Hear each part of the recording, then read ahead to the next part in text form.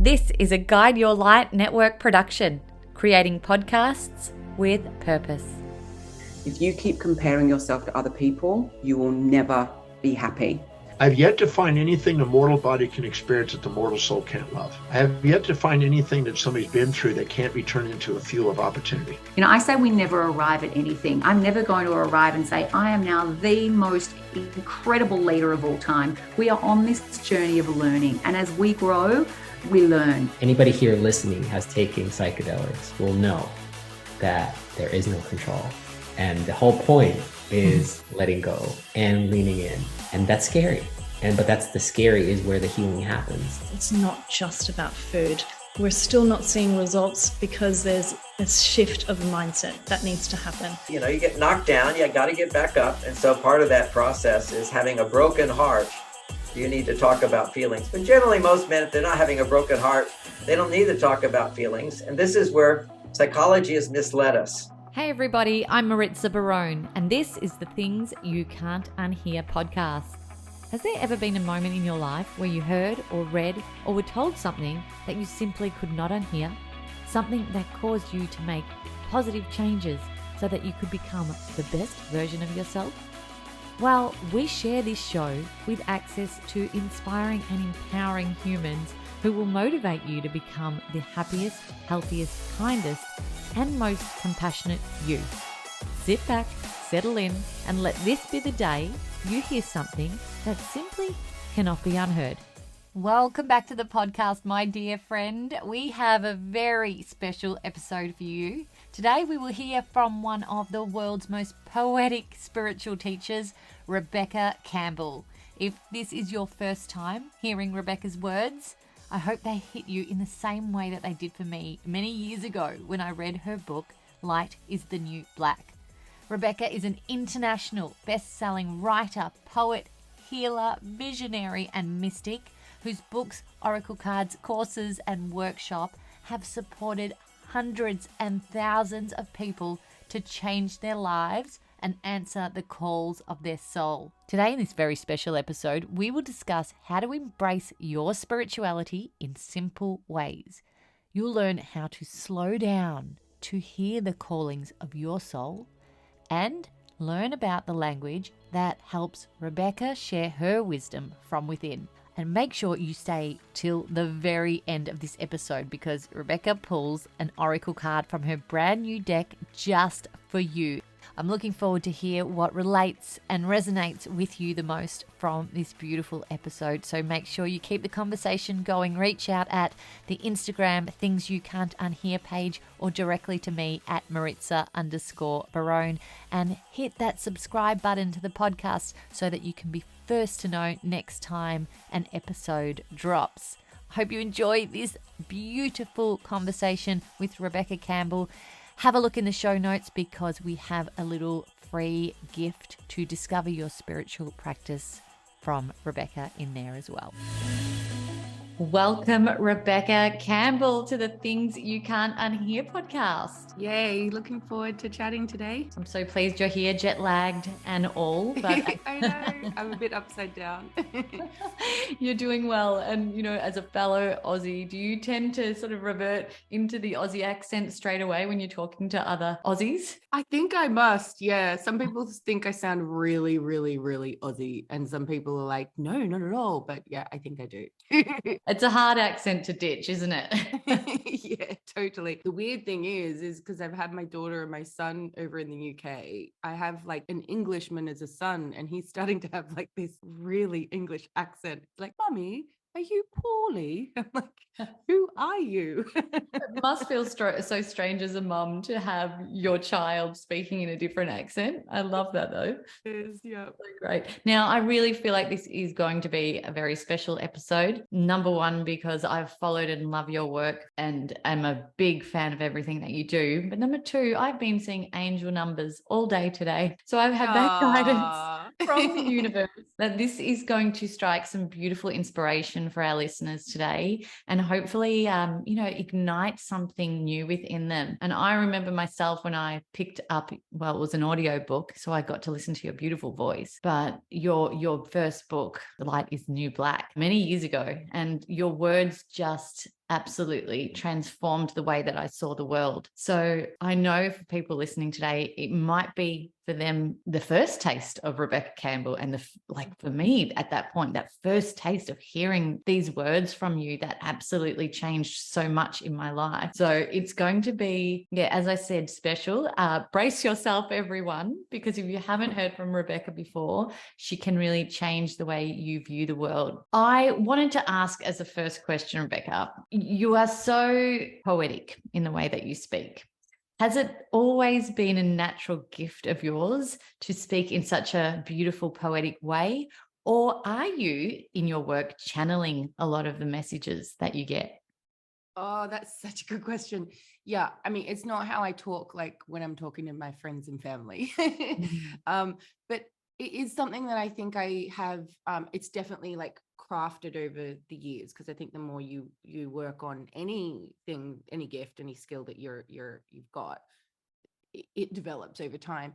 But it is something that when I was younger, I tapped into, and it's not like I don't know if it's, in a way, it's like the voice of the soul, but then it's also you're connecting with, I don't know, I think that sometimes as writers, as poets, you connect in with ancient wisdom as well, and you could call it channeling, you could call it being poetic, but yeah, it's not my speaking voice. It's my writing voice. But it is when I am writing, it's like, when I touch that part, it feels really easy, and it feels very authentic to me. But yeah, it's interesting because like I know that you have your podcast and you're like on camera and doing videos. Whenever I'm preparing to do like a video script, I'm like to my team, if we're pulling it together and doing some speaking notes, I'm like, you can't put the poetic stuff for me to say because I'll feel like an idiot unless I'm actually like reciting. So yeah, it's an interesting one. Yeah, I love that response, and I think it's perfect. It is channeled in a way, I suppose, when you're in that creative mindset and you do have pen to paper, and there is something so special about actually putting pen to paper, isn't there? And channeling those words that are flowing through us from the universe or from source, and you do that so well. And I listened to one of your poems today, actually, on your brand new podcast that you'd shared about, I hope you hit rock bottom. And I want that was a prayer I wrote to myself, actually. And often my writing, I write to myself like in those moments where you're kind of like reaching for a higher meaning, a higher holding as well, to feel less alone in the world. And yeah, that was back in, I said it in the podcast, it's actually a really short episode. I think it's like 6 minutes long, because like you, I'm a busy mom, and I'm like, I want to do like really short episodes as well as the long ones. But yeah, as I said in there, it was a period of my life. It was around my Saturn returns, which is late 20s, early 30s. And yeah, it was that classic moment where the life I'd consciously created all of a sudden didn't fit my soul. And this isn't to say that I shouldn't have had that situation that I was in my life, like the relationship, job, and all of that. It was all right for that season of my life. But there comes a point sometimes, and not for everyone, but for a lot of us, where we realize we're being called forth into a different chapter in our lives. And that can be really scary, because it's like we've worked so hard to do all the things that we wanted to do and reach the places we wanted to reach. And all of a sudden we realize that it doesn't fit us anymore. And I think it's really scary when you're in that place, because like the future you is calling you forth.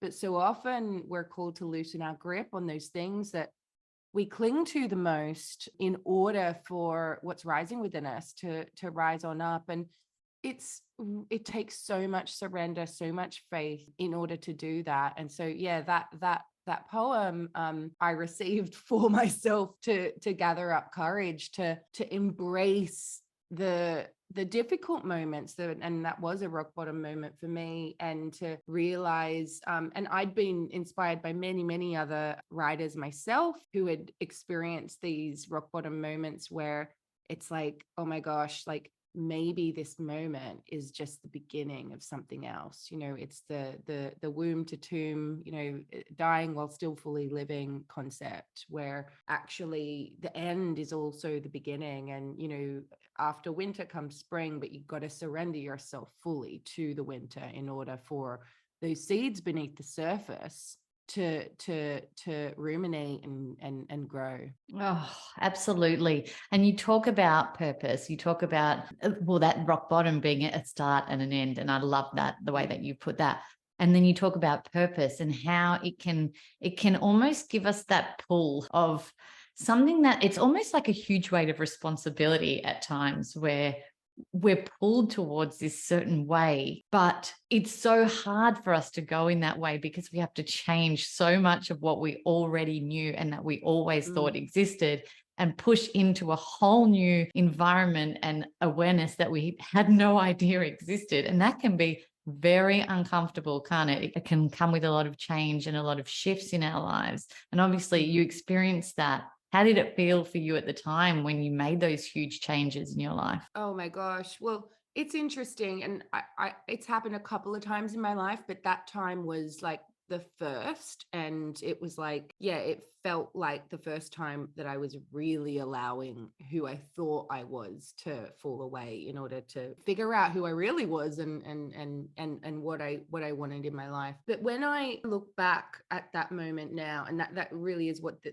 this prayer, I pray you hit rock bottom, is speaking to. It's like, it feels so scary and so like, oh my gosh, what is going to come of this and me? And oh my gosh, am I taking a risk? Like, is it, what's going to happen? So it's scary. And at the very same time, it is so exciting and so full of hope and so inspiring as well. I remember that these moments, like when you really surrender yourself to those moments, whether it's a breakup, an end of a job, or whatever it is, when you're kind of like, you know what, I'm just going to go for it. I'm going to just like go all in those moments where maybe we're mourning or we're in grief or we're angry or frustrated, whatever. If we can find a way to loosen our grip around like clinging to what we know has already gone, it's weird. It's like in these moments that are really dark, at the very same time, because of that darkness, we're able to see the light even more.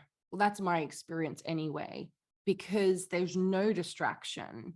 And we're on the floor, like we've that's the rock bottom, right? You're going right to what's holding you, right to the bottom, right to the earth.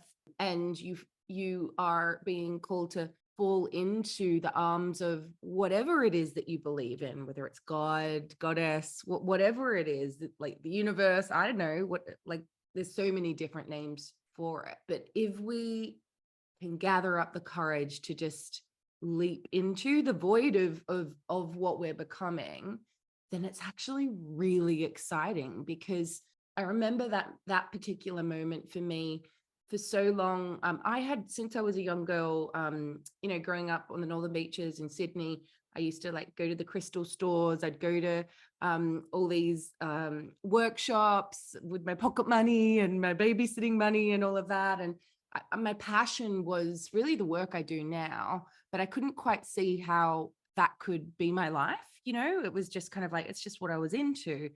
Built the career up, had the relationship, all of that.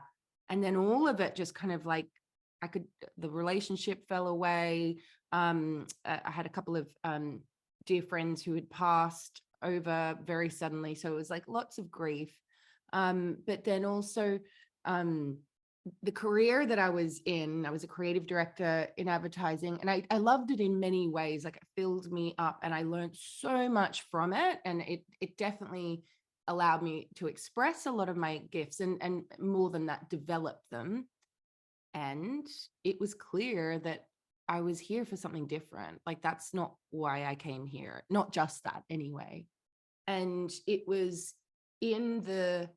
I'd say that the agony of everything falling apart, that I lost the strength of my willpower. Like I wasn't able to hold it all together like I was before. And I also started just not giving a shit. as much, you know, because, you know, when if you've experienced like the loss of a loved one, particularly sudden death, right? I'm sure many people who have experienced that, and I remember like these moments where I would wake up in the morning and, you know, have to go to work or whatever, and the sun would be shining and the garbage trucks would be picking up the garbage and people would be jogging or getting their kids to school or whatever. I remember just like being like, how is the world still moving? Like, this is really offensive.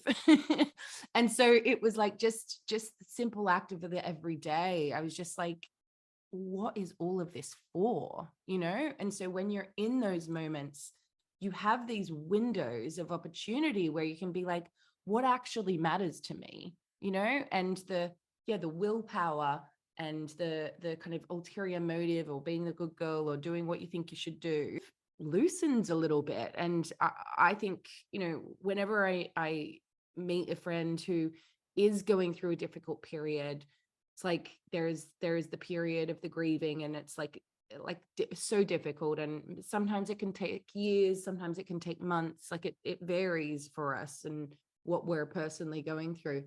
And there's this glimmer of hope and this excited bubble of opportunity that does come. There's this doorway that can be opened when you go through these extreme transformative moments of your life. Like you said, when you're at the bottom, there's nowhere to go but exactly. And you can see the direction so much more clearly. Absolutely. Because you're not attached to, oh, I've taken this path, so I have to go this way, you know? You're like, okay, well, what do I really want? Where do I want to go?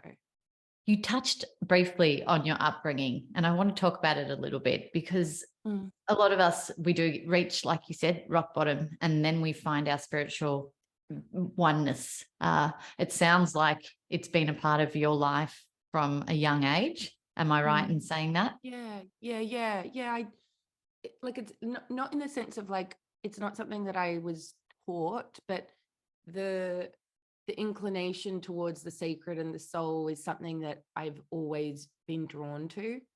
And I guess the other way I would describe it is like the mysteries of life, like life and death, and what happens when we die, and, you know, do angels exist? Do we have past lives? Do we not? Like, these big questions I've always been fascinated by. And yeah, since a young age, I'm just like, why aren't we just talking about that? Like, we all die, we are all born, like, what the hell? Because of fear. That's why Right. we're all so scared to talk about it. You know, I've been listening to a couple of different podcasts about near-death experiences lately, and one came up that was really interesting on a podcast called Spiritual as Fuck, which is a wonderful name. But they had man Vincent Tolman on their podcast, and he had a near-death. Well, he was actually pronounced dead for 30 minutes and had an experience of death, and had this encounter with spirit during that time that was undeniable, and ended up getting 7 messages that he needed to share with people as a result of this experience. And they are absolutely transformative.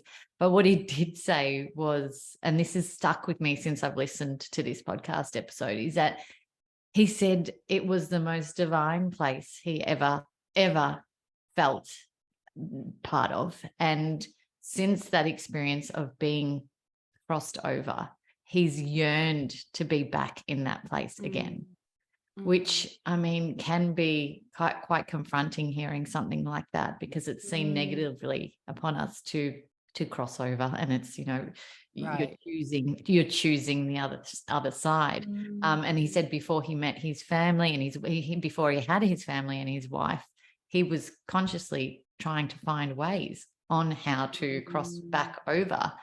But I suppose if we look at death, and this is the conversation I want to bring up with you, is death, when you look at it in that way and when you hear people's experiences, doesn't seem frightening. It seems beautiful on the other side. But it's the people that are left behind, I think, that it's never going to be easy for. And I suppose, you know, to give support to those who are dealing with grief right now at the loss of a loved one. Mm. What can we say to people in that position to give them support and nurture their emotions of what they're going through, in your opinion? Well, I think it's so personal. But as someone who has been through it, I think the best thing we can do is just let the grieving person talk. So often it's kind of like people don't want to mention it, you know, because like, oh my gosh, like I don't want to upset them or whatever. But so often it's like remembering them and the little things and the funny stories and all of that. Like I know that when loved ones have died, for me, it's actually been the most sorrowful, but also strangely funny time. Like there's so many funny stories that come up like through death, because it is this gateway of the extremes of life. And also like so often in the kind of like the tragedy, there are these moments where you're just like, oh my God, you know. And it's hard to explain if you haven't been in it, if you haven't had the experience. But when I've been grieving loved ones with others who have been grieving, I've gone from extreme laughter to extreme crying in a split second. And I know that when I have I'm thinking when I was really grieving the loss of my friend Blair, and I was over in the UK. So I had some friends who went to university with him, actually, who were living here, but I had a lot of friends who didn't know him.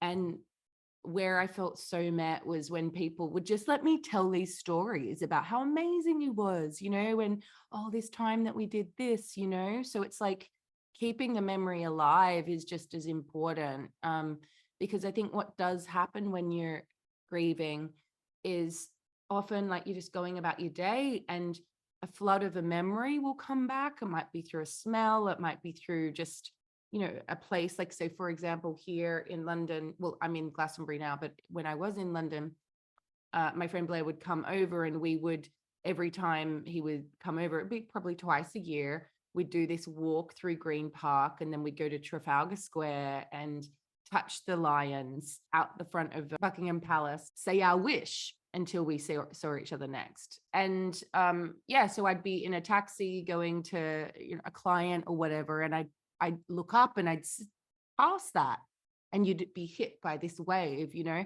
And instead of like just bottling it up and pretending it's not there, being able to share that with the people I'm in the taxi with allows the gratitude to be there and the beauty of the moment.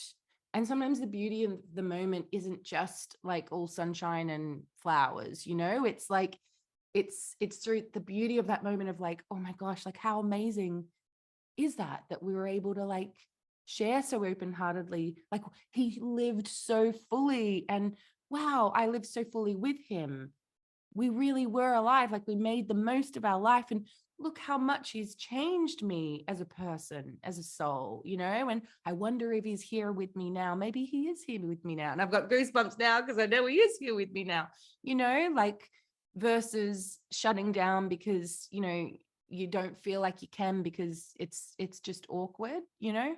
Oh, that's so beautiful. That is actually a really beautiful reflection of flipping it a little bit and celebrating the life that was, and seeing the beauty in what existed instead of focusing on the pain that you're feeling. It's so true. And like I know that, like another example is like when a pet dies, right? Because, you know, some people like a pet dying is equivalent to a friend passing, you know, or more. And I know that like it can feel like you're like just like, oh, I'm so sorry for your loss or whatever, which is great to say. But like, how can you acknowledge the spirit of that pet or the spirit of the friend or the father or the mother or whatever in the acknowledgement? So it's like, yeah, they really lived, and the relationship, and, you know, even if it was a difficult relationship, acknowledge that and be like, whoa, she really was an amazing person. And gosh, you guys had a really full relationship together or whatever, you know? So see who they are and be like, you know, if it was a pet, oh my gosh, what a beautiful dog they were. And oh my gosh, such a wild, excitable spirit, for example. So you're like seeing the being that is no longer, or maybe is even more eternal now, but yeah. Now you're giving me the goosebumps. I want to talk about the state of the collective. Now I'll move on to that. And I don't know about you. I think you would be probably in agreement that there is more and more people choosing to create conscious lives for themselves and step more into their spirituality than ever before, or for many, many years since I've been around. This is the first time that I'm seeing more people get curious about their spirituality and stepping into that. From your perspective, what does it mean to live a conscious life? I'm always going to have the spin of the soul, because that's like the core of my work.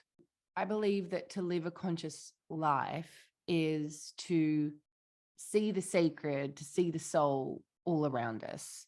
And we don't have to do much to do that, because it's everywhere. It's not just within other people, it's within all living things. It's above us, it's below us, it's around us, it's within us.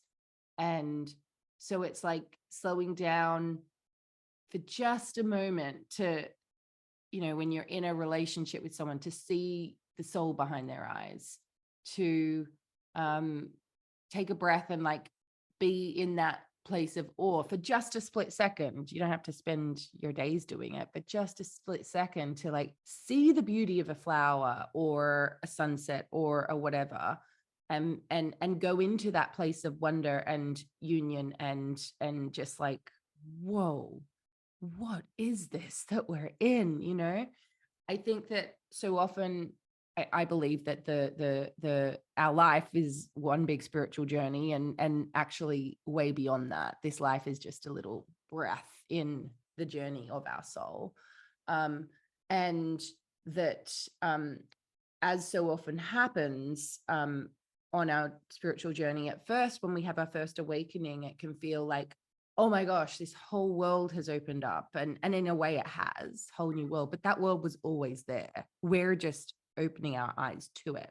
But when we're experiencing that, it can feel like, okay, now I need to find all the answers, as if there is like this checklist or this like, you know, like book that we need to find, which will give us the black and white of like, yes, this is true. No, this is not true.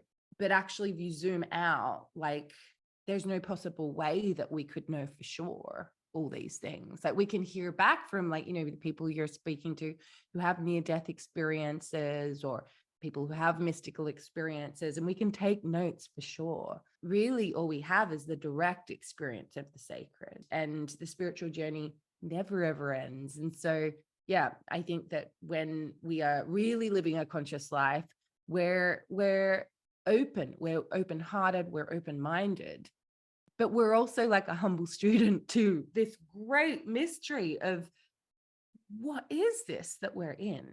I think you really nailed it when you said slowing down. And that's been a huge element of me growing spiritually, I think, over the last few years. Definitely, I'll take my time to watch the sunset every single night in my garden. I will look up more than ever.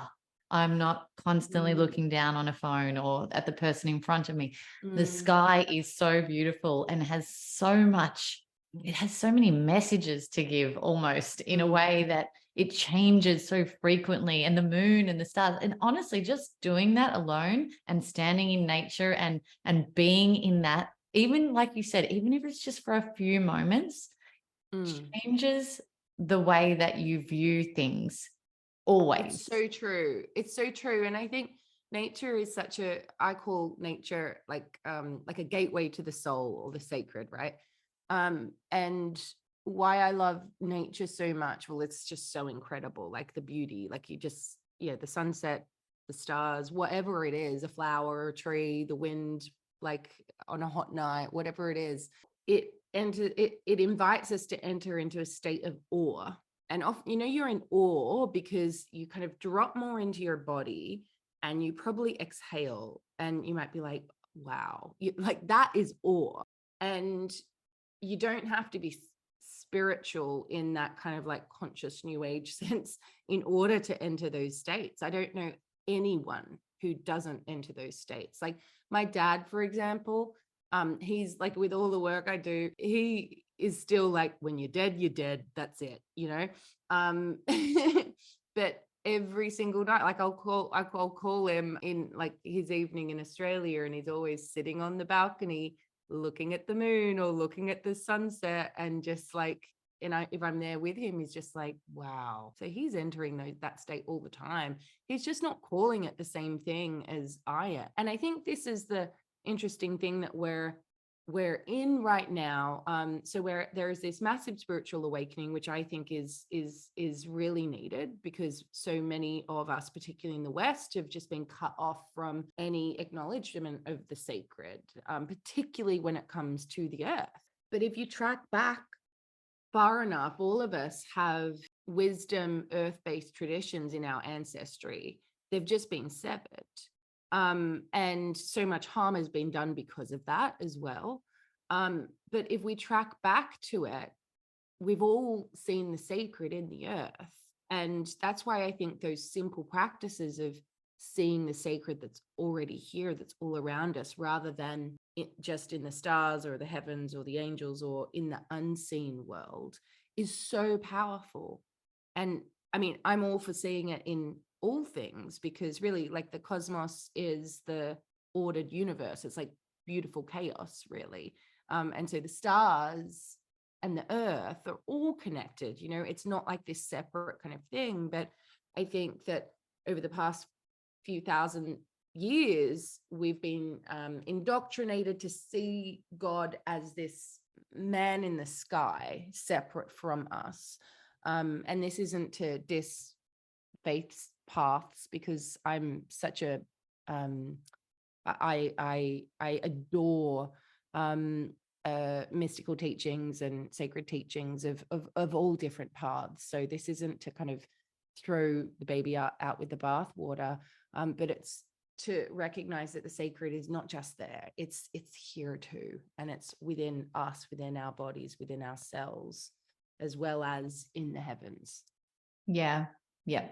And I absolutely love that you have referenced that anyone, so it doesn't need to be a woo-woo, even though I don't like using that term, that woo-woo-ness, to be enabled yourself to connect with spirituality or nature. You can literally just go out and look at a beautiful tree or watch the birds fly around. Exactly. And because it's called what I call it, so it's a mystical experience, but it's called a unitive experience.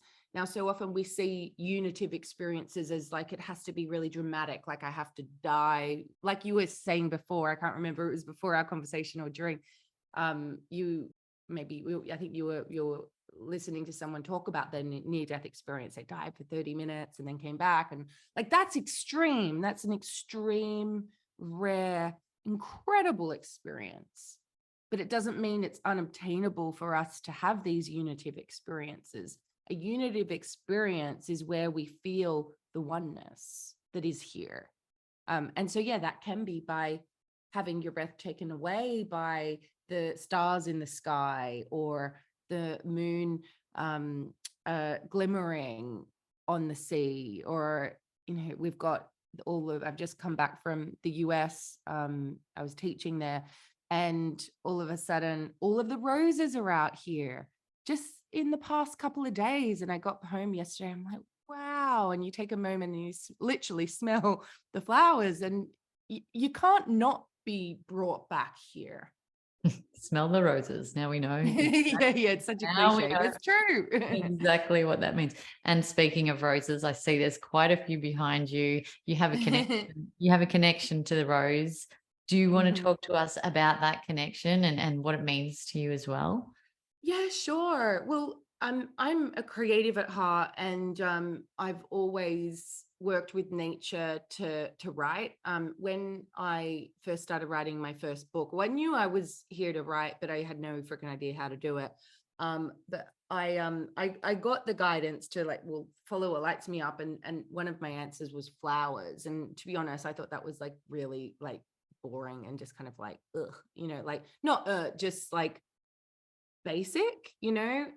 But I knew to follow intuition. I'd learned that over the years. So I went for it, and I bought myself flowers, and I started buying myself pink roses every single week. And then I discovered here in the UK, Regent's Park Rose Garden, where there's thousands and thousands of roses. And so I'd walk there every single morning before work and do my meditation. And day after day after day, I started reconnecting in with that poetry that kind of came flooding in when I was younger, growing up. And so I started writing for 10 minutes a day. And it was almost like I was like, I'd walk with to the flowers, smell them, and just be like, have those moments of like, wow, look at this beauty. This is so beautiful. And I'd walk with a question. So it might be like, how can I trust my intuition? Or what message do you have for me today? So connecting in with, you could call it the sacred, the spirit, my soul, nature, whatever you want to call it. And I'd start writing it down, and I always received an answer, a knowing. And I wrote that down, started sharing it on Instagram and, you know, my blog. And then it ended up turning into a book. And I remember the moment when I was finishing, like putting the last word of my first book. I had my laptop. I did all my writing outside in nature. And I looked up, and I was in Regent's Park Rose Garden, where I had written the whole thing. And I was just blown away by how surrounding myself with that beauty, that I managed to be inspired, and it resulted in a whole book. And so that was my introduction to the rose and flowers. But it wasn't until COVID, when I was due to, because I create Oracle card deck, and I was due to work on 2 different projects, Oracle card decks. All of a sudden I'm like, I don't think that's what I'm meant to do next. And I just kept on getting the rose, and I called up my editor. I'm like, I know you know I'm obsessed with flowers, so I don't know if anyone else is going to like this, but this is what I'm getting. I need to share it with you, and you can say no, but yeah, before I start these projects. And she was like, 100%, you should definitely do it. And so that really kicked off this deep dive into the rose, and what I discovered, I didn't even know this before. I did loads of research as well as like receiving myself, and I discovered that the rose has been a symbol of the great mother, the ancient goddess, since the beginning, and through all different traditions as well. And, you know, particularly here in Europe, so much of the ancient goddess tradition has been pushed underground, and the rose actually is a symbol for her, like a secret symbol. And so it was amazing to discover that. And so, yeah, then I began working on the Rose Oracle. Yeah, I think it's also in my Inner Temple Mystery School training. It's one of the main mystery guides that we work with. Yeah. Well, speaking of the feminine and women, in your book, you referenced right at the beginning, the light is the new black, that the Dalai Lama had said the world is going to be saved by the Western woman. And, you know, I find that so fascinating because, you know, the work that you're doing is saving people. The work that so many women in the same space as yourself are saving so many others as a ripple. Well, I think and I think part of that as well is recognizing that, like, as a Western woman, because we have the mother archetype, which men do as well, but particularly us, we're wired to protect the young, the next generation, those yet to come. And then as a Western woman as well, we have this like automatic advantage where we have a lot of privilege, a lot of access to things. And I think that many of us are waking up and being like, right, we have to do something here. Like, we know that like things can't keep going the way that they're going. And I think as well, so much of without going too much into like the religion thing, because again, like I don't want to, I have great respect in anyone who follows a faith path, but the feminine has been missing from so much of religion. And the feminine wants to protect and nurture and nourish the planet, makes things beautiful. And so I think it's really important that we wake up and protect the generations that aren't here yet, but they're going to come. Yes, absolutely. Taking a quick minute to interrupt this conversation to let you know about something exciting I am growing. As you might know, I'm incredibly passionate about helping people to find and share their voice, especially if their voice is one that aims to create positive change in others.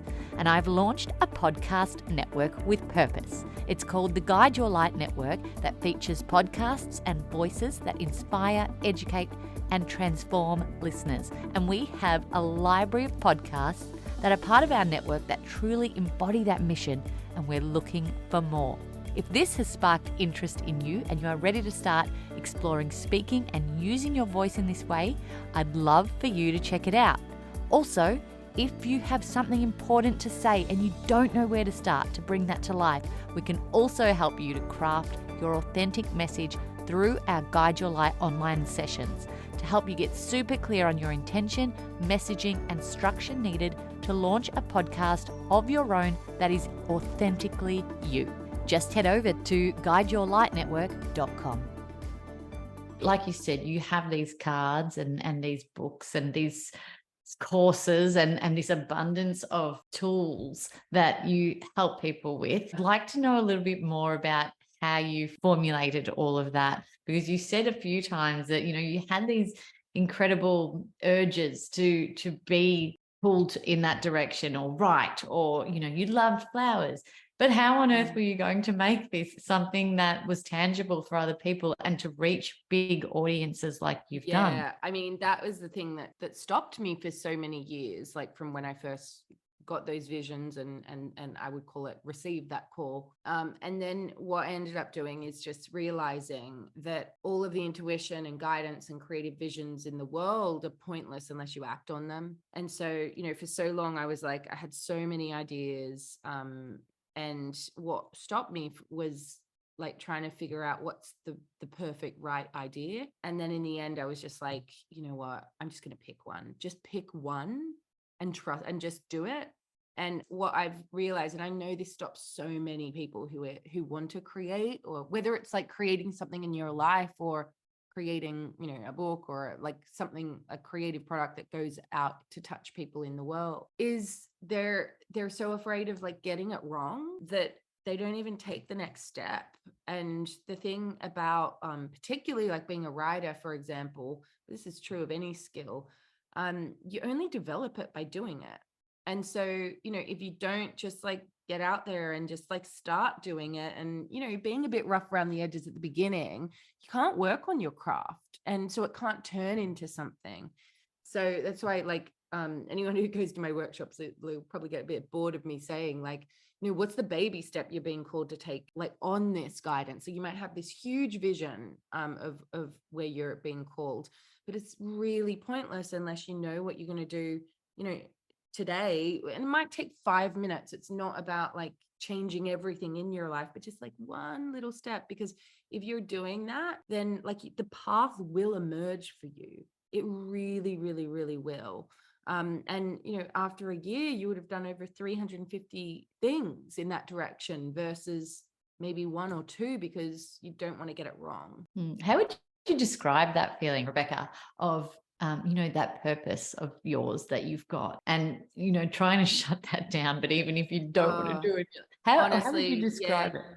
I'd call it a call, an inner call. And for me, it's always been there. So I can't remember not having it. Like even as a young girl, like I remember my mum being like, you're just always in such a rush. And I remember just having this feeling of like, I know I'm here for a reason. There's something I need to do. I need to work out what it is. Like there was this desperate need to figure it out.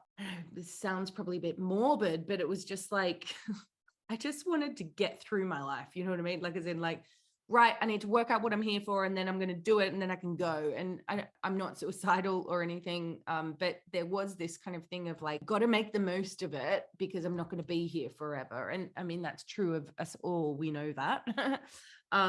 But yeah, but to be honest, like, and while I was younger, trying to figure it out, it really stressed me out, and it actually caused me a lot of like angst because I was trying to, I really wanted to get it right. And then I learned tools to connect in with what I call the wisdom within, the soul, the sacred, and be led by that. And that doesn't need to be this big weird thing. It's just like your intuition, really. And I think that the thing that changed everything for me was when I learned to practices to connect in with my intuition every day and then act on it in a little tiny way. That changed everything. I can relate to that very much. And that's something in your book that I was like, oh, really? Someone else feels like this? This is so comforting to know that someone else feels that exact same way. And you know what? Obviously, there's more than just the two of us who feel like this. And it's so important to have these conversations so that others are aware of what can be done when we do follow those guidance steps. I wanted to ask you, you talked about, source, God, the universe, or whatever you want to call it. What do you call it? What's your preferred name? It's changed over the years. It was God. For me, at the moment, it's more, the phrase that works most for me is Great Mother, because I feel it as like a feminine force. And I think it's because I learned God. God still resonates to me, but it does feel very masculine. And I feel like while the feminine has been pushed aside and the goddess isn't revered, I want to kind of put my energy there. And I have had experiences more of that like feminine nature. But then the other part of it, like you could say the divine used to resonate with me, but now I like the word sacred. It feels more, well, I guess it feels a bit more feminine, but in the sense of like, it feels like it's here rather than elsewhere, because I think it's everywhere. So they're the words that are resonant with me right now. But I've had such an interesting relationship with words, because I think that we're living in a time where the sacred it's becoming more and more acknowledged. It's not like we're weaving it back in. And so I think that when we do that, these words we need to reclaim in order to weave it in, but then we shouldn't need the words, if that makes sense. Like, for example, in Light is the New Black, I use the word light worker a lot. That word was so instrumental for me in claiming who I was, like as a healer, as a soul that chose to be here. But now that word doesn't resonate with me. Not that it's like it doesn't resonate, but it's not the word for me. The word for me now is mystic, which feels more where I'm at on my journey.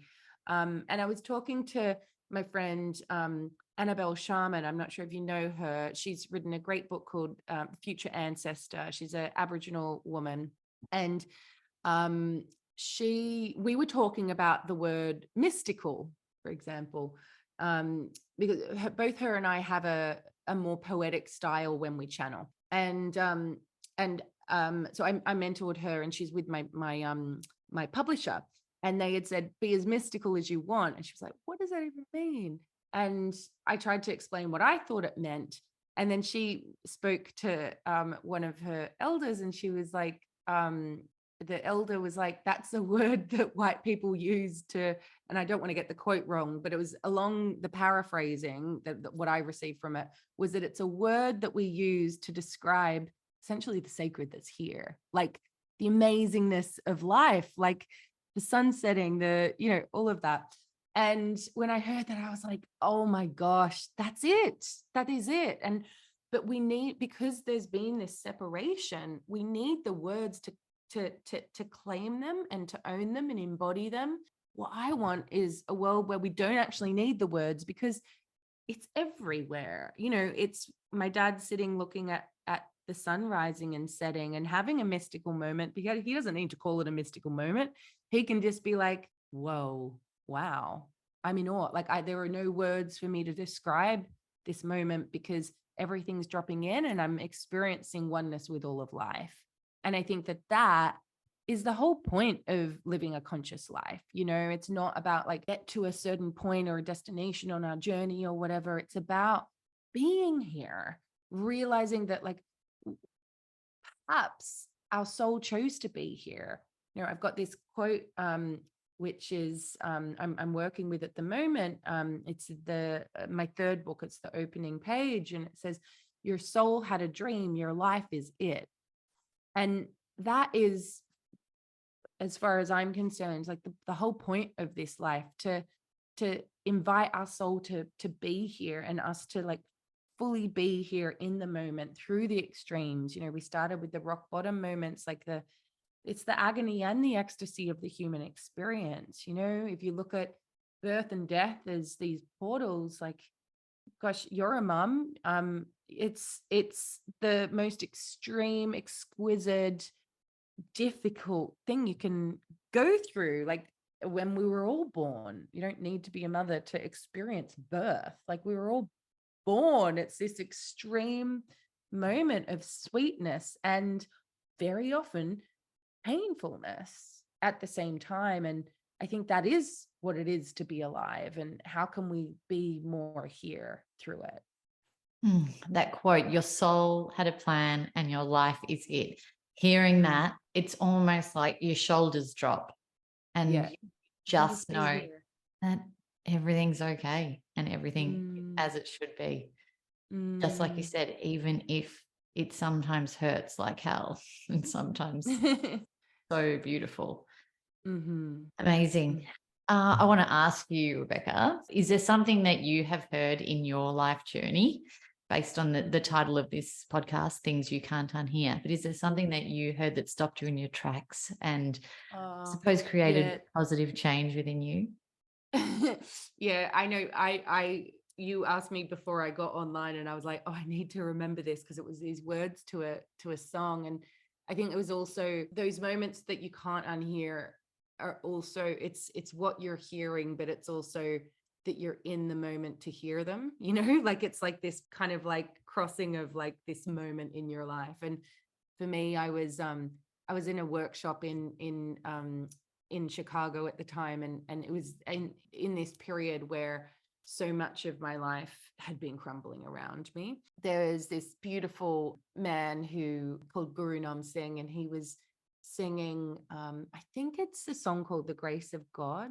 I'm trying to remember if it is that, but the words for it are, and he is such a beautiful, open-hearted man. So it was just as much him singing it, but it was, give up all your hopes and your dreams, give up all your plans and your schemes. And it goes on. But when I heard that, it was like those final parts of me that were clinging for dear life to the life that was falling away. They were able to just be showered by the love of his voice and just kind of like loosen the grip and just surrender. And instead of kind of falling down the rubble into the rock bottom that I thought it was like I was able to rest into what was really holding me all the time. And I think that those moments when we are going through something difficult, the invitation as well is to rest into this mystery that is holding us throughout our lives, through the highs and the lows. What a beautiful, beautiful answer. And turns out, Rebecca, you are quite poetic in your natural speaking. Beautiful. I love that. Oh, that's funny. Now, I've never done this on the show before. It's just one final thing. But because you create your own oracle cards, I wonder if you could share an oracle card with us. Yeah, sure. Or pull a card. Well, I've got these ones. These are my new ones, the Healing Waters Oracle. Oh, this is a nice one. So this is the Waterfall card. It's all about power. So inner power, unbridled confidence, claiming your place. But if you, I know some people will be listening to this versus seeing it, so I'm going to describe it. So it's a woman who is the waterfall and she's got her arms raised. And if you imagine we can see water sometimes is like just really gentle and placid and peaceful, and that it flows, but it's actually such a powerful element. And when we're at the waterfall, we can tell because it's just pounding, right? And so this woman is the waterfall, and she's like in full surrender mode, like she is like letting the water fall. And so it's like not trying to kind of cling to anything. It's just fully surrendering to the path and being like, yeah, I'm not gonna hold back these parts of me because I don't think I'm ready, or I don't know how to step into them. I'm just going to let it flow. I'm going to trust that nothing's ever wasted. Like maybe I've been avoiding something for a couple of years or a couple of months or a couple of weeks or whatever, but I'm going to let it all flow, let it all be here. And I'm going to step into it in a big way. Isn't that just a nod to everything that we've just spoken about today? Mm-hmm. It summarized Totally. it so beautifully. Thank you so much, Rebecca, for this conversation. I've just looked at, how long we've been speaking, and it feels like 5 minutes. And it does. It does. It's just so beautiful to speak to you and share your wisdom across this podcast and all the listeners that tune in. So thank you so very much for being on the show.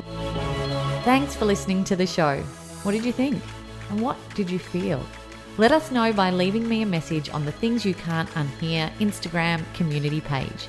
And if you can, give us some ratings love on your favourite listening platform.